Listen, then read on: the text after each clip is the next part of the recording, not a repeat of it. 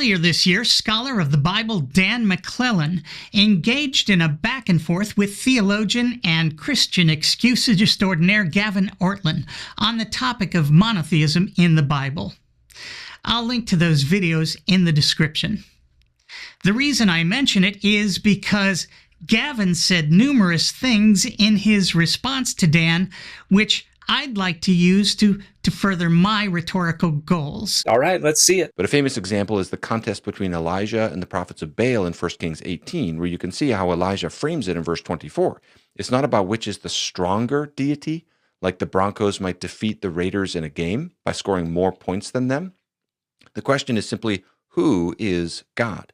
And you can see the response of the people after the fire falls from heaven, that it's the Lord, He is God. The Lord, He is God. It's not that Elijah summons a greater amount of fire than the prophets of Baal. It's that the prophets of Baal have no fire.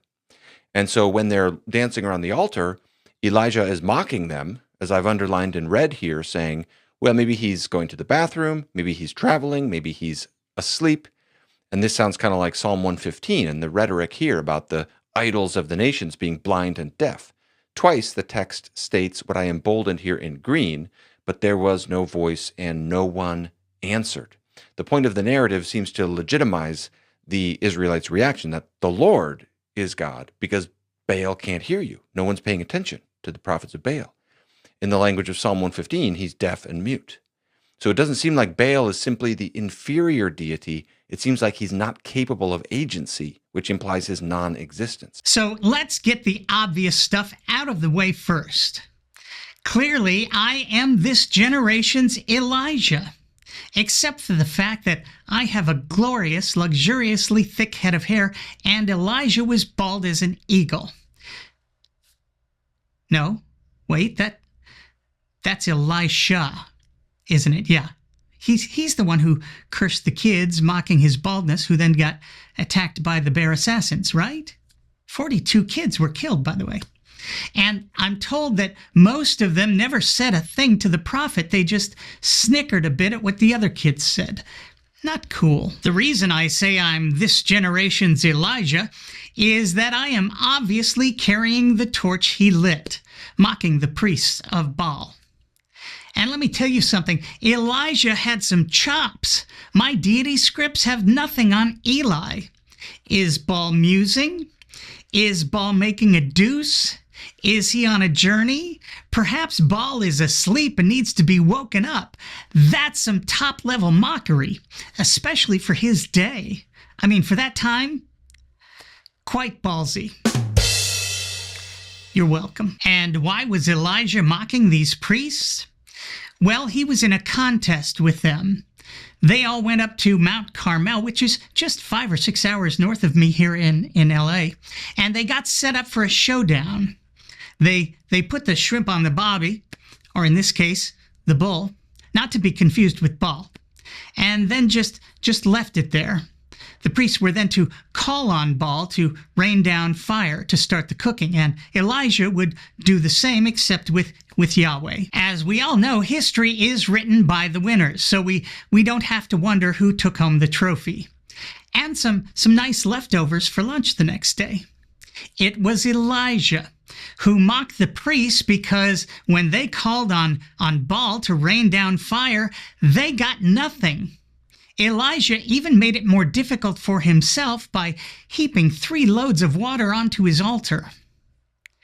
Yet his God Yahweh came through, after which there was great celebration, dampened only somewhat by the slaughter of Baal's priests. No bears were involved, though. It's really kind of amazing how similar Elijah and I are.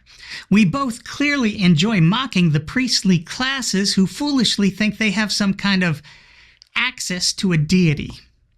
And that mockery is warranted because, well, let's let Gavin tell us why. Rather, these passages are best interpreted in light of this contrast we've noted between the God of Israel, who can actually do things, and these other so-called gods who can't do anything because they're not real.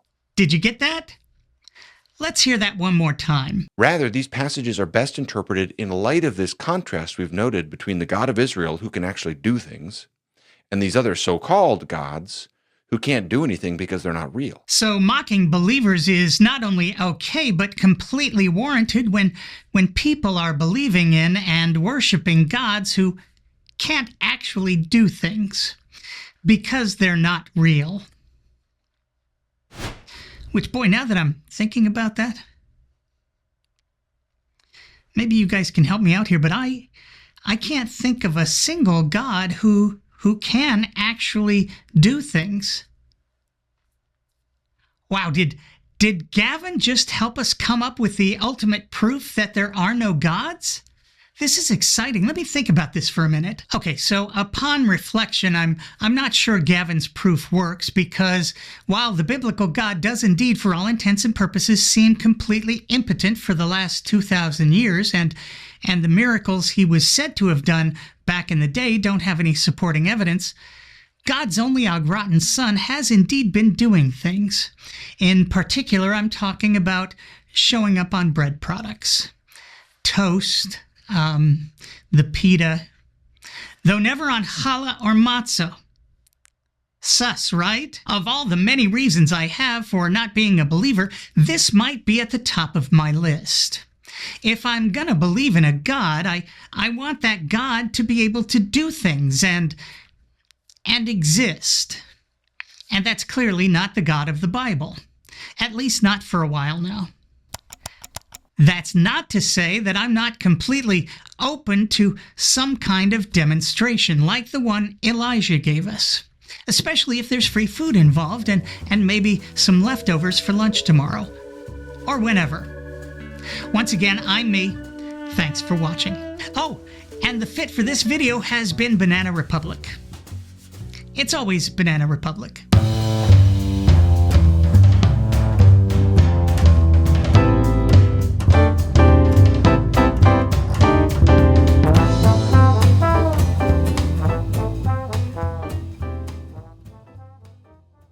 To everyone who helps me out on Patreon, you're a big help. Thanks so much.